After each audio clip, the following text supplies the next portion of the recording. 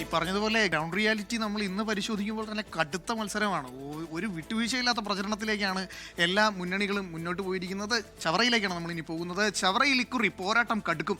RSPക്ക് ഇത് നിലനിൽപ്പിന്റെ പോരാട്ടം കൂടിയാണ്. കഴിഞ്ഞ തെരഞ്ഞെടുപ്പിന്റെ തനിയാവർത്തനമാണ് ഇത്തവണ. ഷിബു ബേബി ജോൺ, സുജിത് വിജയൻ പിള്ള പോരാട്ടത്തിൽ ആര് വിജയം കൊയ്യും? അതാണ് നോക്കാൻ പോകുന്നത്.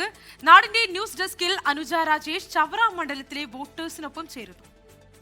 നാടിന്റെ ന്യൂസ് ഡെസ്ക് ഇപ്പോഴുള്ളത് ചവറ നിയോജക മണ്ഡലത്തിലാണ്. ചവറ എന്ന് പറയുമ്പോൾ നമുക്കറിയാം RSP എന്ന് പറയുമ്പോൾ നമുക്ക് ഓർമ്മ വരുന്നത് ചവറയാണ്. ചവറ എന്ന് പറയുമ്പോൾ നമുക്ക് RSPയെയും ഓർമ്മ വരും. ഷിബു ബേബി ജോൺ എന്ന അതികായൻ 77 മുതൽ 2011 വരെ തുടർച്ചയായി നിയമസഭയിൽ MLA ആയി ഇരുന്നിട്ടുണ്ട്. ഈ മണ്ഡലത്തെ പ്രതിനിധീകരിച്ച ഒരു ചരിത്രമുണ്ട്. അപ്പോൾ കഴിഞ്ഞ കുറച്ച് കാലങ്ങളായി RSPക്ക് പ്രതിനിധിയില്ല, ചവറയിൽ നിന്ന് പ്രതിനിധിയില്ല. കഴിഞ്ഞ നിയമസഭാ തെരഞ്ഞെടുപ്പിൽ 5 സീറ്റുകളിൽ RSP മത്സരിച്ചു. ഒരിടത്ത് പോലും അവർക്ക് വിജയം നേടാനായില്ല എന്നുള്ളതാണ്. അല്ലെങ്കിൽ RSPയെ സംബന്ധിച്ച് അവരുടെ നിലനിൽപ്പിന്റെ പ്രശ്നം കൂടിയാണ് ഈ തെരഞ്ഞെടുപ്പ് എന്നുള്ളതാണ്. ഏതായാലും നമുക്കൊപ്പം ഇവിടുത്തെ കുറച്ച് വോട്ടർമാരുണ്ട്. നമുക്ക് അവരോട് എന്തൊക്കെയാണ് എന്നുള്ളത് ഒന്ന് ചോദിച്ചറിയാം. നിങ്ങളൊക്കെ ഈ മണ്ഡലത്തിലുള്ളവരാണല്ലോ, ചവറയില്. അപ്പൊ ഇത്തവണത്തെ എന്തൊക്കെയാണ് നിങ്ങളുടെ ഒരു പ്രതീക്ഷകൾ, കണക്കുകൂട്ടലുകളൊക്കെ? ഇവിടെ UDF സ്ഥാനാർത്ഥി ഷിബു ബേബി ജോൺ 10,000-നും 15,000 വോട്ടിനും ഇടയിൽ ഭൂരിപക്ഷത്തിൽ ഇവിടെ വൻപം വിജയം വിജയിച്ചു. കൃത്യഭൂരിപക്ഷം പറയാണ്. ആ ഷിബു ബേബി ജോൺ MLA ആയിരുന്ന സമയത്ത് ഈ മണ്ഡലത്തിൽ നടപ്പിലാക്കിയ വികസന പ്രവർത്തനങ്ങൾ മാത്രം മതി ഈ പ്രാവശ്യത്തെ മറ്റ് ഏത് രീതിയിലുള്ള പ്രവർത്തനത്തിൽ നിന്നും വൻപിച്ച ഭൂരിപക്ഷത്തിൽ ഷിബു ബേബി ജോൺ ജയിക്കാനായിട്ട്. ഈ രണ്ട് മുന്നണിയും ഭരിച്ചിട്ടും ഇന്നും കേരളത്തിൽ ഒരു വ്യവസായ സംരംഭങ്ങളും പുതിയതായിട്ട് വന്നതായിട്ട് നമുക്ക് കാണാൻ പറ്റുന്നില്ല. തൊഴിൽ സാധ്യതകൾ നഷ്ടപ്പെട്ടിട്ട് മാത്രമേ ഉള്ളൂ. ഇവിടെ BJP ജയിക്കത്തില്ല. ഇവിടെ മത്സരം നടക്കുന്നത് LDF UDF ആയിട്ടാണ്. മൂന്നാം മുന്നണിയായിട്ട് മത്സരം ഇവിടെ ഇല്ല. ഇതിലിപ്പോ ഈ സുജിത് വിജയൻ പിള്ള എങ്ങനെയാണ് അത് MLA എന്നുള്ള നിലയിൽ മണ്ഡലത്തിന് വേണ്ടി എന്ത് ചെയ്യാൻ പറ്റിയിട്ടുണ്ട്? മണ്ഡലത്തിൽ ചെയ്യാൻ പറ്റാത്ത കാര്യമാണ് നമ്മൾ ചിന്തിക്കേണ്ടത്.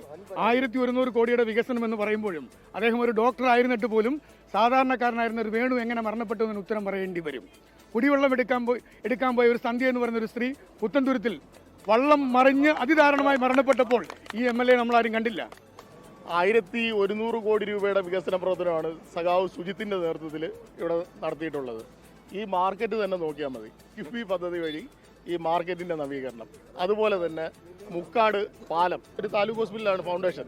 ഈ ഫൗണ്ടേഷൻ ഹോസ്പിറ്റലിന്റെ വികസനം, അതുപോലെ മാർക്കറ്റിന്റെ വികസനം, പിന്നെ സ്കൂളുകൾ, ഇവിടുത്തെ റോഡുകൾ, ഇതെല്ലാം നോക്കിക്കഴിഞ്ഞാൽ 5 വർഷം കൊണ്ട് സുജിത്ത് വിജയൻ പിള്ള നടത്തിയ വികസന പ്രവർത്തനം സമാനതകളില്ലാത്തതാണ്. കുടിവെള്ളക്ഷാമം 100-ൽ-പരം റോഡുകളുടെ പ്രവർത്തനം നടന്നുകൊണ്ടിരിക്കുകയാണ്. എന്താണ് ഈ MLA കുറിച്ചുള്ള അഭിപ്രായം? എന്താണ് വികസനമൊക്കെ നടത്തിയിട്ടുണ്ടോ? നല്ല വികസനത്തിലുള്ള വ്യക്തിയാണ്. തുടരണമെന്നാണോ? MLA തുടരണോ? തുടരണം. എന്താ കാര്യത്തിന് ഇലക്ഷൻ ആയപ്പോ വന്ന് ഒരു റോഡ് കുത്തിയിളക്കി കട്ട് ചെയ്ത് ജനങ്ങളെ പറ്റി MLA ഫേസ്ബുക്കില് ടെൻഡറായി എന്ന് പറഞ്ഞ് 9.5-10 വർഷം കൊണ്ട് ഈ റോഡ് ഒരു MLA വിചാരിച്ചാൽ എന്തുകൊണ്ട് നടക്കത്തില്ല.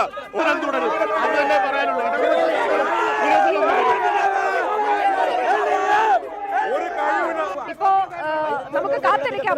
മെയ് 4-ന് എന്താണ് ജനങ്ങൾ വിധി എഴുതാൻ പോകുന്നതെന്ന് അറിയാം. ഏതായാലും കാത്തിരിക്കാം മെയ് 4 വരെ. നമ്മൾ ചവറയിൽ നിന്ന് സൈൻ ഓഫ് ചെയ്യുന്നു.